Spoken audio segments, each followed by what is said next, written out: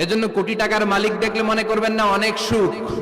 এই দুনিয়ার জীবনটা ধোঁকা, মোহাচ্ছন্ন হয়ে আছি আমরা। এটা ধোঁকা, এটা মরিচিকা, এটা চাকচিক্যময় একটা জায়গা।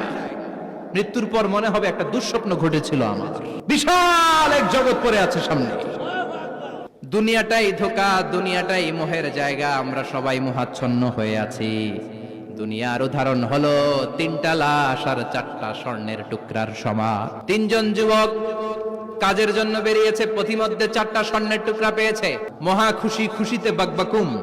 3 বন্ধু বলে ভাগ করি, আরেকজন বলে ক্ষুধা লাগছে।